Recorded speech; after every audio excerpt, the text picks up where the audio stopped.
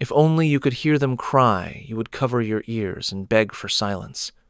Inside the biggest white mansion in the city, two baby girls screamed louder than thunder. Their names were Sophie and Sarah, 10-month-old twin daughters of Mr. and Mrs. Hamilton, one of the richest couples in the country. Every night, at exactly 9 p.m., the crying started, and it didn't stop. They cried until 3 a.m. They cried until the moon gave up. They cried until every light in the mansion stayed on all night. Doctors came, nurses came, nannies came, but no one could stop them. "We've tried everything," Mrs. Hamilton cried in frustration. "Milk, toys, music, nothing works." The twins refused to sleep. They kicked and screamed when nannies held them. They pushed away bottles. They broke toys. They cried together and louder together. Mr. Hamilton buried his face in his hands.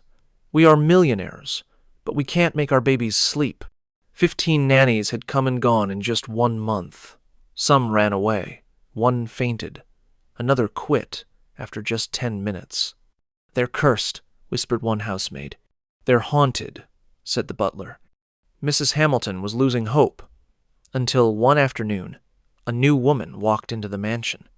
She was tall, dark-skinned, and calm like a quiet river. Her name was Nanny Grace. She wore a neat purple and white uniform and didn't bring toys, bottles, or books. She only had a small wooden flute in her hand and a gentle smile on her face. The twins looked at her, and something strange happened. They stopped crying. No one in the mansion could believe it. What magic did this woman carry? Who was she really? No one knew yet. But that night, something unbelievable was going to happen. The moment Nanny Grace stepped into the nursery, the air changed. It was like peace had entered the room. Sophie and Sarah, who had screamed at every other nanny, sat still in their golden baby chairs, eyes wide, staring at Grace like they knew her. Grace smiled and bent down gently. "Hello, little angels," she whispered. Then she walked over to the soft blue rocking chair in the corner, sat down, and took out the small wooden flute from her pocket. Mrs. Hamilton and the housemaids stood at the door, watching. Grace lifted the flute to her lips and began to play a tune. It wasn't loud or fancy. It was soft, so soft it felt like a hug. It sounded like water flowing, like wind dancing through trees, like a mother humming to her child. And something unbelievable happened. Sophie yawned. Then Sarah rubbed her eyes. They crawled slowly toward Grace, their little hands reaching out. Within minutes, both twins were lying on her lap, fast asleep. Mrs. Hamilton gasped. "I don't believe it." Mr. Hamilton rushed into the room and whispered, "Are they really sleeping?" One of the maids cried, "This is a miracle, a real miracle." But Grace said nothing. She just smiled and rocked the babies gently. From that moment, the twins didn't want anyone else. They refused to eat from any other hand. They wouldn't take a bath unless Grace was near. And every night, they only slept when she played her flute. "She must be an angel," whispered the cook. Or was she hiding something? Because every night, after the twins slept, Grace sat by the window and looked at the moon with tears in her eyes. What was she remembering? What was she hiding? Something deep, something painful, and soon it would all come out. It was a quiet Tuesday afternoon. The twins were napping peacefully as soft sunlight poured through the nursery window. Mrs. Hamilton stood outside the door smiling. "They've never slept like this before," she whispered. She peeked into the room and saw Nanny Grace asleep in the rocking chair. Her purple and white uniform looked neat, as always. Her arms gently rested around Sophie and Sarah, who snuggled close to her chest. Everything looked peaceful. But then Mrs. Hamilton saw something unusual. Grace's purple bag sat open beside the chair. She had never looked inside before. No one had. Curiosity pulled her forward. She stepped inside the room quietly, careful not to wake anyone. She glanced into the bag and froze. Inside were 2 baby pictures, both black, both wearing little purple bows. The girls looked just like Sophie and Sarah, same round cheeks, same tiny lips. Mrs. Hamilton's hands began to shake. Under the photos was a folded letter, yellow with age. She opened it slowly and read, "To my daughters. If you ever find them, tell them I never stopped loving them. I only gave them away to save their lives." Tears filled her eyes. The letter was signed Grace M. Mrs. Hamilton stumbled back. Her heart raced.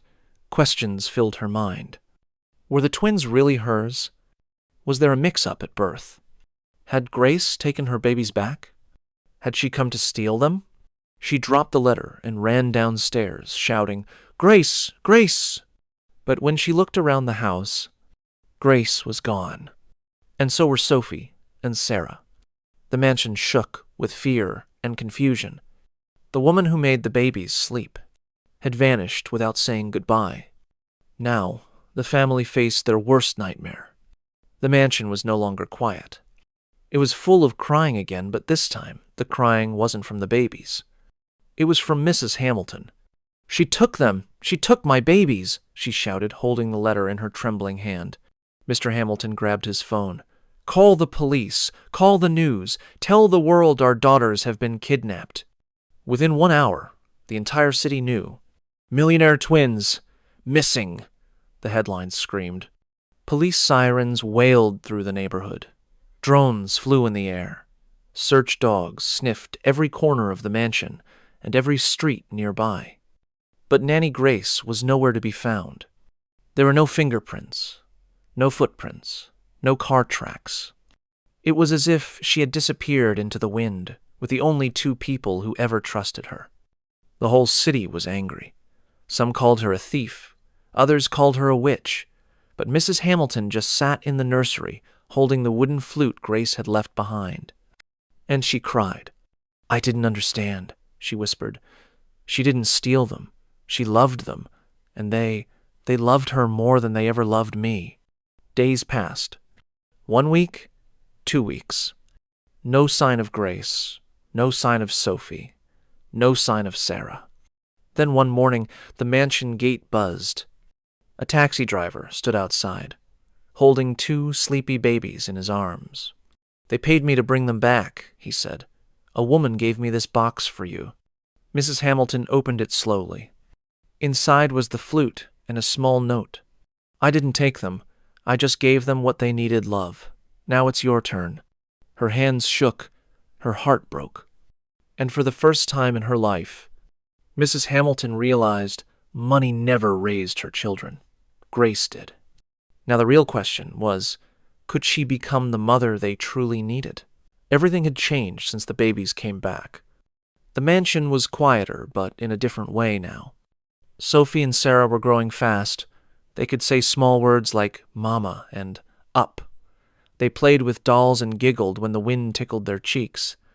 But they still cried at night if the flute didn't play. Mrs. Hamilton tried her best. She read baby books. She sang lullabies. She held them close and told them she loved them, over and over. But it was never quite the same. Every time she played the flute Grace left behind, the girls smiled. But when she stopped, they looked around as if waiting for someone who wasn't there. One sunny morning, almost 3 months later, the family sat in the garden. Sophie and Sarah crawled around the soft grass, chasing butterflies. Mrs. Hamilton sat on a bench, watching them, tears in her eyes. Mr. Hamilton reached for her hand. "You've done better than anyone thought," he whispered. "But I'm not her," she replied softly. "They still miss her." Just then, the gate creaked. A shadow stepped inside. It was her, Nanny Grace, still in her purple and white uniform, her eyes gentle, her hands holding a small basket of fruit. Sophie froze. Sarah gasped. And then, without warning, they ran. They ran as fast as their little legs could carry them straight into Grace's arms. "Mama Grace!" they both cried. Mrs. Hamilton stood up slowly, her hands over her mouth. "You came back," Grace nodded. "I needed to know if you were ready, if you truly saw them, not just as babies, but as hearts waiting for love." Mrs. Hamilton ran to her and hugged her tight. "I do. I see them now. I see everything. I see you." "Then, let's raise them together," Grace whispered. And just like that, the family became whole again. That night, for the first time in a long time, the mansion was quiet not because something was missing, but because everything was finally right. In the golden nursery, the soft glow of the night lamp warmed the walls. The twins, now dressed in matching purple pajamas, lay side by side in their crib. They looked up at the ceiling, giggling softly, waiting for one thing, and then they heard it, the sound of the flute. But this time, the melody was different. It wasn't just Grace playing. It was Mrs. Hamilton and Grace together. Two women, two mothers, one heart. Sophie clapped. Sarah smiled in her sleep. Mr. Hamilton stood in the doorway, tears filling his eyes. "I didn't know it could feel like this," he whispered. Grace smiled gently. "Neither did I." From that day on, everything changed. Grace no longer wore her purple and white uniform. She didn't need to. She had her own room in the mansion. Her name was written on the family board. She sat beside the parents at dinner. And at night, the twins kissed both their mamas goodnight. The story of the twins and the flute became famous across the country. People called it the house where love was reborn. But to Grace, it was something even deeper. It was a second chance. A home. A family that didn't come from blood, but from choice and kindness and healing.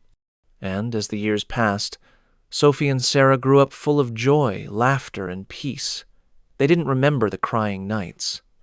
They only remembered the songs, the hugs, and the two women who loved them more than the whole world. Because in the end, it wasn't money that saved them. It was love.